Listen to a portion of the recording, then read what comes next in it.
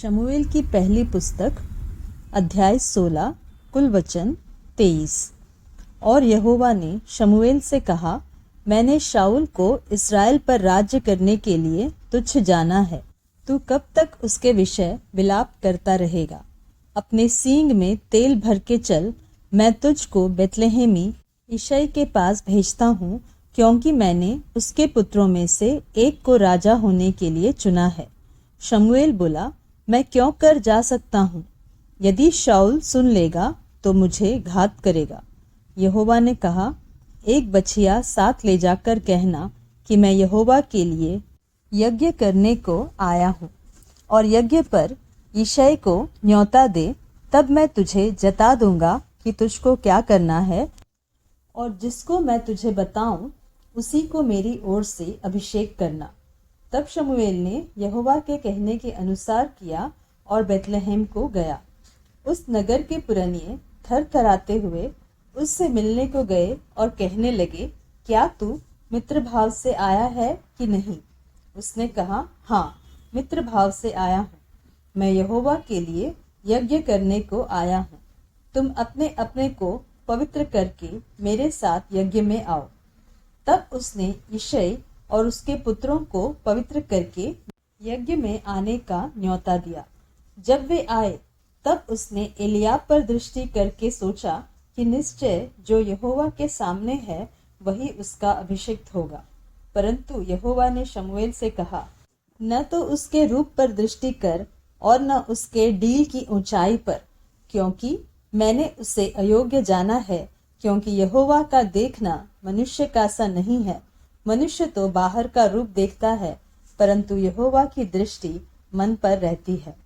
तब यिशै ने अबीनादाब को बुलाकर शमूएल के सामने भेजा, और उसने कहा, यहोवा ने इसको भी नहीं चुना। फिर यिशै ने शम्मा को सामने भेजा, और उसने कहा, यहोवा ने इसको भी नहीं चुना।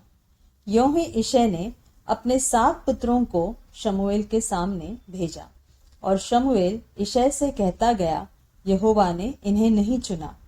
तब शमूएल ने यिशै से कहा, क्या सब लड़के आ गए? वह बोला, नहीं, लहुरा तो रह गया, और वह भेड़ बकरियों को चरा रहा है। शमूएल ने यिशै से कहा, उसे बुलवा भेज, क्योंकि जब तक वह यहाँ न आए तब तक हम खाने को न बैठेंगे। तब वह उसे बुलाकर भीतर ले आया। उसके तो लाली झलकती थी, और उसकी आंखें सुंदर, और उसका रूप सुडौल था। तब यहोवा ने कहा, उठकर इसका अभिषेक कर, यही है। तब शमूएल ने अपना तेल का सींग लेकर उसके भाइयों के मध्य में उसका अभिषेक किया, और उस दिन से लेकर भविष्य को यहोवा का आत्मा दाऊद पर बल से उतरता रहा। तब शमूएल उठकर रामा को चला गया, और यहोवा का आत्मा शाऊल पर से उठ गया, और यहोवा की ओर से एक दुष्ट आत्मा उसे घबराने लगा। और शाऊल के कर्मचारियों ने उससे कहा, सुन, परमेश्वर की ओर से एक दुष्ट आत्मा तुझे घबराता है। हमारा प्रभु अपने कर्मचारियों को जो उपस्थित है आज्ञा दे कि वे किसी अच्छे वीणा बजाने वाले को ढूंढ ले आए, और जब जब परमेश्वर की ओर से दुष्ट आत्मा तुझ पर चढ़े तब तब वह अपने हाथ से बजाए और तू अच्छा हो जाए। शाऊल ने अपने कर्मचारियों से कहा, अच्छा, एक उत्तम बजवैया देखो और उसे मेरे पास लाओ।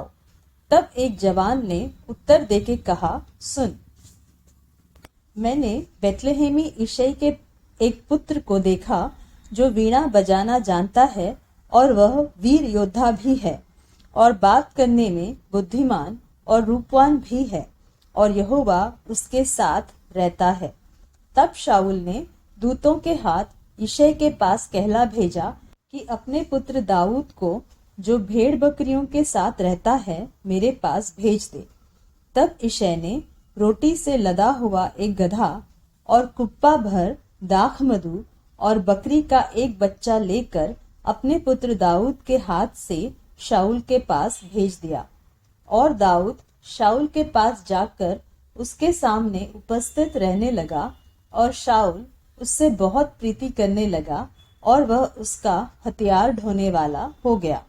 तब शाऊल ने यिशै के पास कहला भेजा कि दाऊद को मेरे सामने उपस्थित रहने दे, क्योंकि मैं उससे बहुत प्रसन्न हूँ।